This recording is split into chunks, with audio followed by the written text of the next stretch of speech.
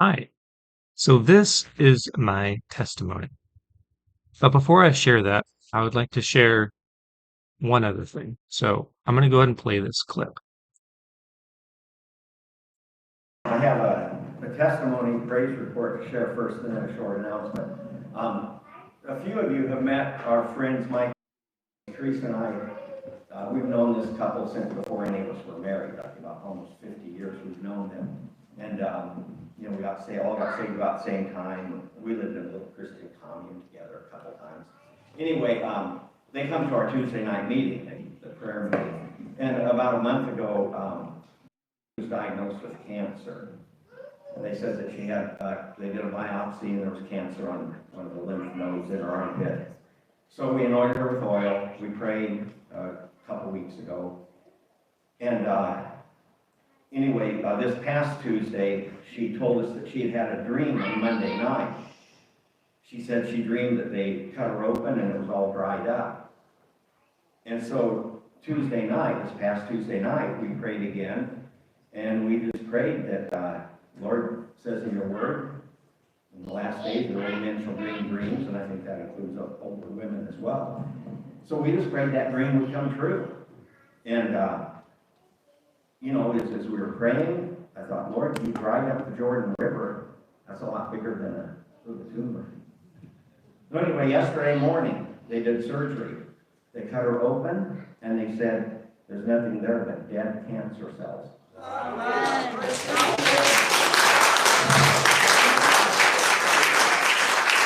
So they sewed her back up and sent her home rejoicing.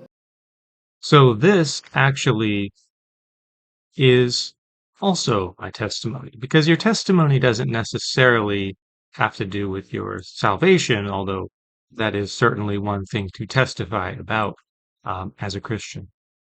But this man is from my congregation, that was at my congregation. I've been to that prayer meeting and I know that lady.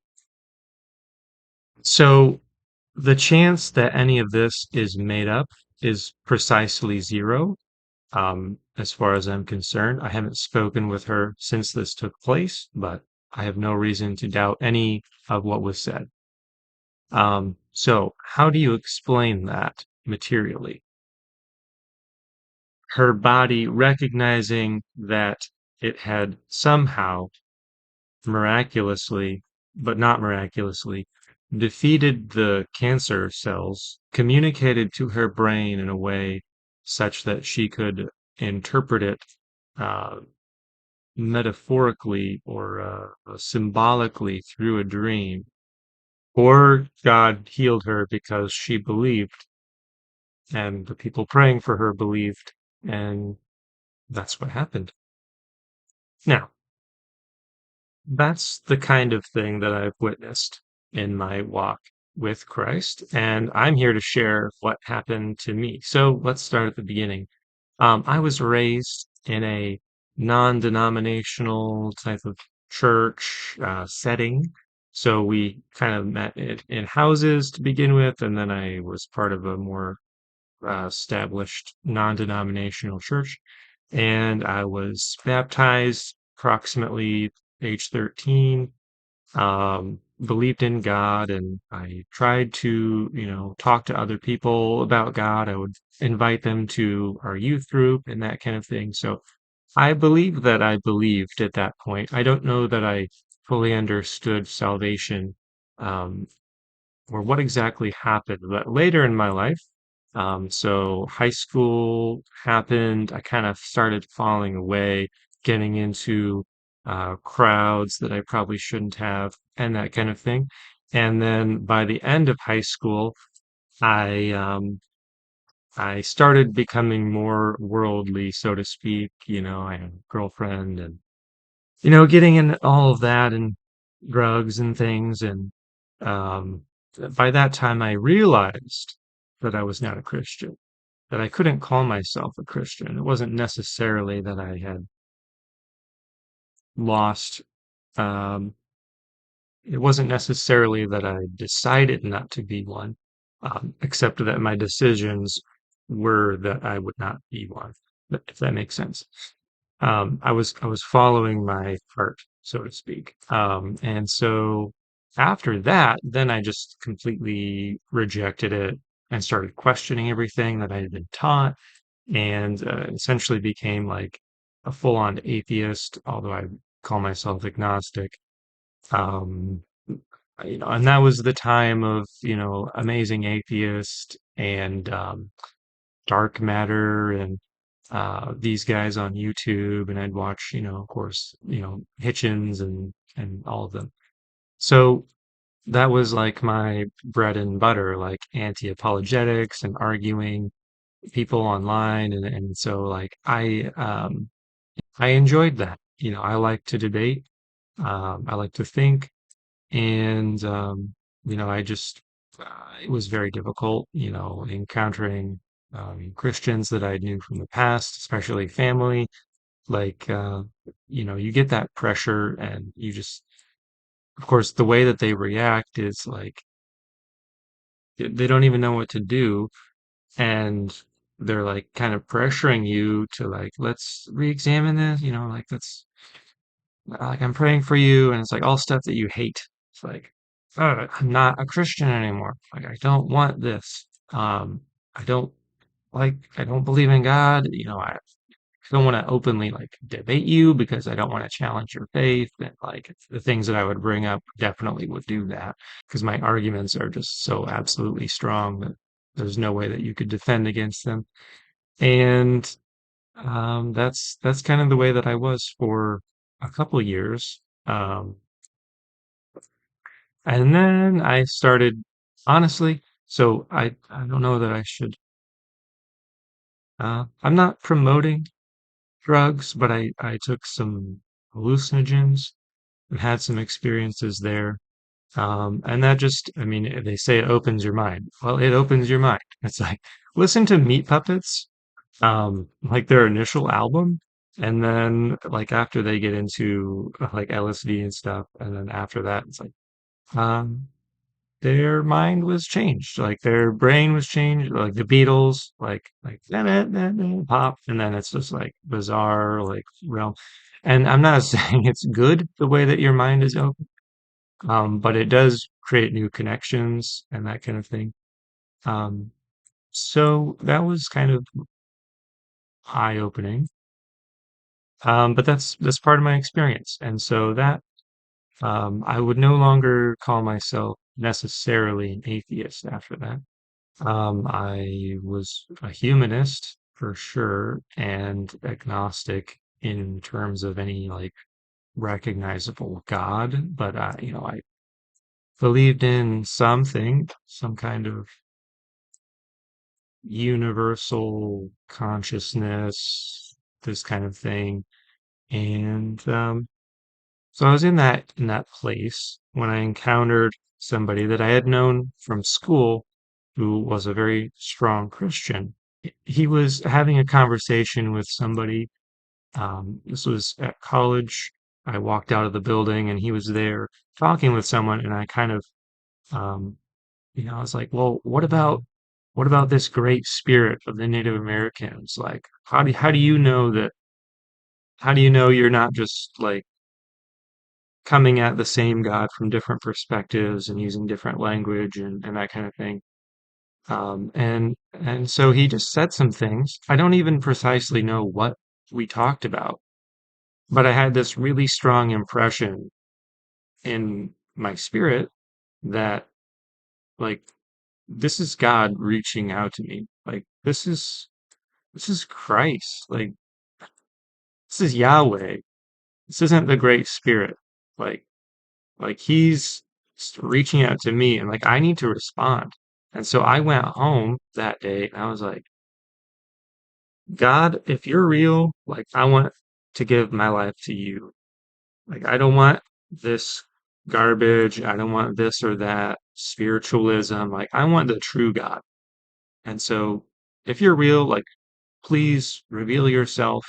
And I just went about my business, but I had like this lightness, like I just felt that that was what I was on the right track. And it was a matter of time before I was like fully convicted of sin, and I just got down and I repented. Like nobody walked me through a prayer necessarily, although I already knew. It's like in the book of Hebrews, I think it talks about, and you can take this as like in a fearful way, like if I reject God, then I can never be saved or whatever. But it's something like he who has tasted the heavenly gift and fell away, like you can't do anything for them. And that's kind of true because, well, if you were a Christian, what can somebody say to you that you don't already know? And I think that's the key of interpreting that. It's like you as a person can't convince them that they're wrong because they already know the experience, they know the arguments. You just, you know, it's a miracle. With God, all things are possible. Anyway, so that's kind of what happened, and I repented. I was like, I believe in you. I want you to be my Lord. And I was utterly changed at that point. And it's like even my political views was like almost overnight. I didn't like think about them necessarily like, oh, I can't be this way. Now I have to be this way because I'm a Christian. I no longer desired the things that I desired before, like personally. And then like I just believed and I acted on my belief and things happened. So I think that's how it works. A lot of the times, like you believe first and then you see the evidence. And that's kind of how the Bible lays it out. It's like, put your faith in me and I will do these things. It's not like, here, let me show you how much you need to have faith. Because then you know, I don't know. I don't know why it's that direction. Except that there's a humility to faith of saying, like, I don't know, this doesn't make sense to me. I accept your word. And I think there's something about that. I don't know. There's like a relationship aspect of like, just trust me. It's like you tell your kids, like, look, don't don't do that. Just trust me. Like I know I can explain to you, like, because if you do this, you might get hurt. But you don't care about that. I'm just going to tell you, like, don't do it.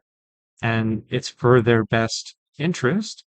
Um, but you expect them to obey and then like trust you like so like immediately, right? If they're running, they're playing around and they're in the parking lot and they dash out that way, if you say stop, they need to stop immediately for their safety. So it has to be a level of trust. It can't be like, well, why shouldn't I? And then it's this relationship of trust that God is trying to build.